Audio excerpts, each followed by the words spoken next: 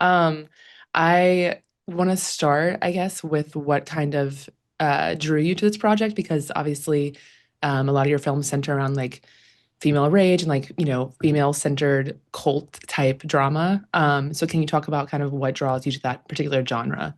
Well, I mean, this felt like a no-brainer to me. Even when before I heard the pitch, I was, um, informed of what the basic concept was going to be, and I was like, a coven in a mall, toxic female friendships. Um, I already had a feeling that it might be up my alley, and then when I heard Meredith and Lily's pitch, I was immediately enthusiastic and just thought I see the vision, and this is the kind of thing that I like to attach my name to. I like to be involved in projects like this. And it's also like for many years it was a struggle to get projects like this made and seen. And now I feel like we're in a different zeitgeist, and so it's very rewarding to know that there is a place in culture for a movie like Forbidden Fruits, because I don't know if that was the case 20 years ago. Yeah, it does kind of seem like there's almost some of your movies like Jennifer's Body and stuff are almost ahead of its time in the sense that, now people are saying it's a cult classic.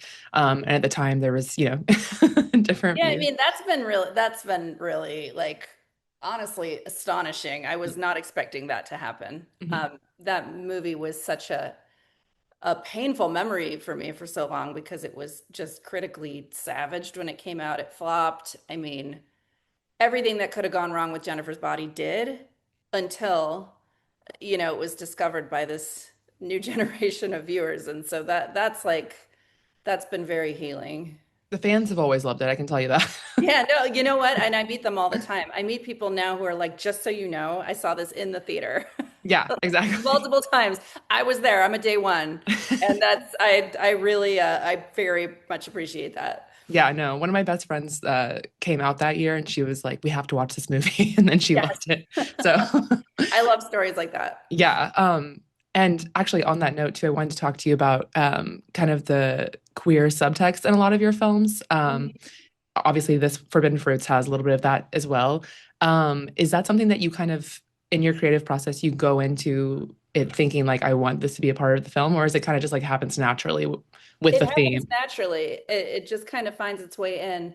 I would say, with the exception of the Jennifer's Body sequel that I'm working on right now, Mhm. I really made a conscious choice to have a lot of queer characters in that movie to salute our audience. But typically, no, it's really just an organic thing. I mean, the writing process for me, I didn't write Forbidden Fruits. Right. Meredith Holloway and Lily Houghton did. So I can't speak to their process, but for me, I find that those themes tend to just kind of weave their way in. It's almost like a mystical process for me. So there's very little that happens that's calculated. Mhm. In terms of the mall setting, since you mentioned that, I think I'm not sure whose decision this was, but I saw that it was filmed the same mall that Mean Girls was filmed at. Yeah. Yeah. That wasn't, I know that was serendipitous. Okay. Yeah. It's so cool. I mean, even the fountain from Mean Girls is gone now, but we rebuilt the fountain for Forbidden Fruits. So it was Right. like, yeah, there was definitely the spirit of Mean Girls was uh was among us. Right. And the mall is kind of like a center. I mean, the fountain is kind of a centerpiece in that mall. So, Yeah. um, can you talk about kind of what the mall setting means for the overall theme of the film and like how these girls are kind of essentially trapped in their own reality? Yeah, I mean, the movie is about late stage capitalism in a lot of ways, and the ways that I think now more than ever people connect through their possessions, Mhm. which is strange. I guess I can blame social media for that one. And um, we Gen Z, I think, is more fixated on aesthetics than any prior generation. Mhm. And at least in my observation, I'm sure somebody could prove me wrong. But it's yeah, the mall feels like an appropriate place for this to all go down. And Mhm. also just like the very intimate, heightened, charged setting of a dressing room. I love that they have those confessional moments. Yeah. in the mirror. Um, there's just, I grew up going to the mall, and I feel like some of the some of my most vulnerable self-hating moments went down in the back of mall stores. And so it's kind of a temple and a hell for young women. Yeah, perfect for a coven setting. Yeah. Um, can you talk about also the themes of, because I mean, I feel like there was a lot of different themes in this film. Like there's like, female rage and like abandonment issues, and then there's like the performative female friendship and then the late stage capitalism that you talked about. Can you talk about what the initial conversations were like going into production of like what you guys wanted to kind of have the end result message be and like what the theme going into it was going to be about? Well,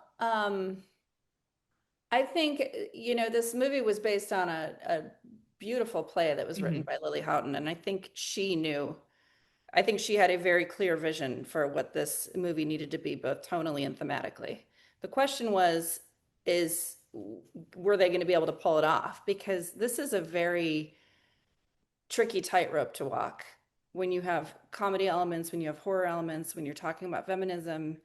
Um, and they pulled it off. Um, but in terms of like what we wanted it to be about, I mean,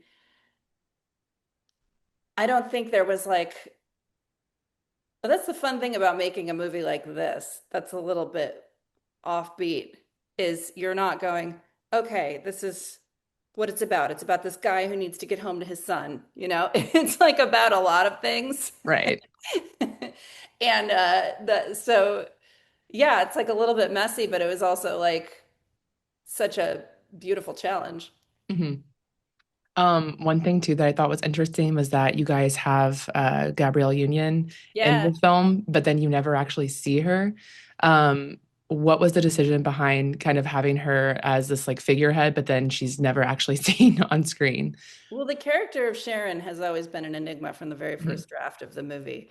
And this would definitely be like a Meredith question. Okay. But yeah, like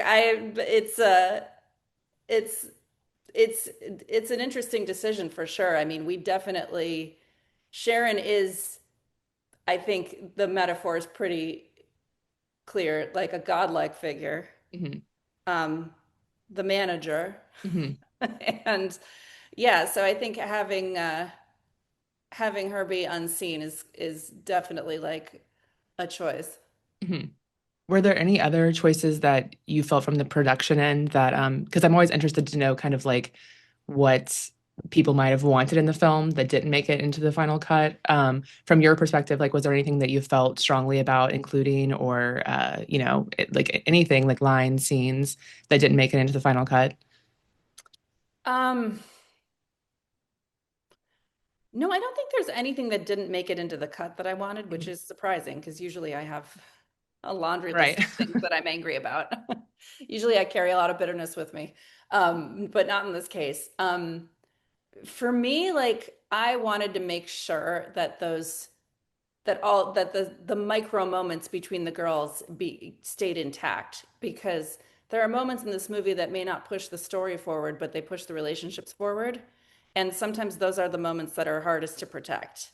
Because when you're making cuts, it's like, okay, well, would the movie still make sense without this scene? Well, yes, it would, but it would be a little less special. Hmm. Do you have a specific example of any of Like these things? a lot of the interactions between Cherry and Apple, Hmm. I love. Like I Yeah. love the relationship between them. It is so poisonous, Hmm. and it is also like sexually charged. Right. And I, there are a lot of those moments between them where Apple is kind of degrading Cherry, and like I'm glad that we have them all. So people Yeah. can track that relationship and relate to it, because I feel that. Yeah, I do love the part where towards the end where they're kind of having that, end fight and then Apple just goes for the kiss. Yeah. Yeah, I love that because it's kind of like, okay, yeah, we all were wondering, we all knew that, but um Yeah. we all thought that. But can you talk about too kind of your I think one thing that your fans have kind of always admired about you is that you tend to kind of stray away from more mainstream projects and kind of just, you let your creativity shine through in your work. So for you, is that something that you would kind of base your career around and like have always strived for is to be able to just like do projects that you want to tell? It's almost, I wish I could say that's been deliberate, but it's really just kind Okay. of wound up that way because I have tried to um, take on more mainstream projects because financially that would make sense for me. Mhm. Um, and so I'm certainly not like, oh, I refuse to sell out. I'm only going to make these weird ass movies. Like I have tried to sell out unsuccessfully because for whatever reason, of and I think this is quite interesting. I couldn't tell you how many movies. I think eight movies that I've written have gotten produced. This is not counting stuff I've produced by other writers. But all the movies that I've personally written that have gotten made have been movies that I wrote on spec, meaning Mhm. nobody hired me to do it. It was my own Mhm. idea, and I was excited about it, and I did it because I was excited to write it. Mhm. Whereas none of the stuff I have ever been hired to write, and there has been a lot, has gotten produced.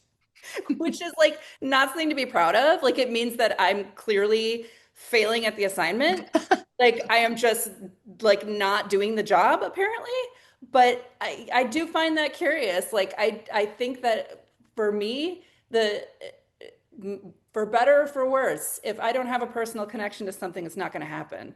Yeah, no, and I think that's honestly, I don't think of it as a failure. I think it's kind of more inspiring for like people that are trying to get into film. Like, hey, maybe just stick to what you like to do because sometimes it does work. That's what I tell people because I'm like, I'm telling you, like, I really have not had any success as a hired gun. And it's yeah like for me doing what I want to do has always been Hmm. the path to production.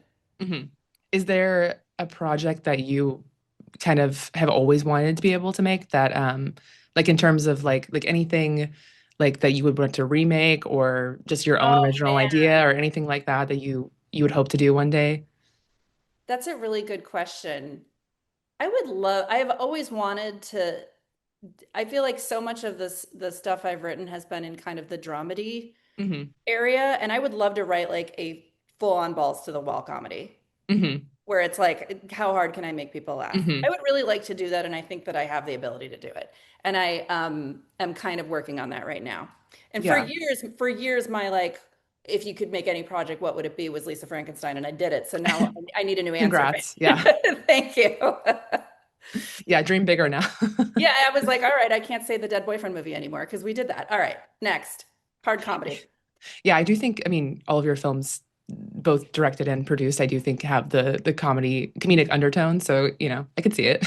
Yeah, I just would like to. I don't know, just be. Also, I miss movies like that. Hmm. Like, you remember you would just go to the Yeah. movies and see like 40-Year-Old Virgin and laugh your ass Yeah. off. Like, Just a what, full where, comedy. please, yes. Like, Mhm. I want more of that. Yeah, I would love that, especially a female-led comedy. Just like Exactly. Yes. Like, yeah. where's Bridesmaids? Let's go. Like, Yes. yeah. Exactly. Yeah. Okay, I know we have a little bit of time left, but Yeah. I guess last question is can you tease anything about Jennifer's Body too? I know it's kind of like really early stages. I will say that we are getting the band back together. Okay. It is not a completely new reimagining. It is not there are certainly new elements in it and Mhm. new cast members, but if you can expect a more from your faves. Okay. Which that's very, I mean, come on. There's no Yeah. Jennifer Body without Megan Fox Yeah. No, definitely or not. Amanda Seyfried. So, Yeah. yeah. Cool. Okay. Amazing. Thank you so much for your time. Thank you. It was really nice talking to you. Yeah.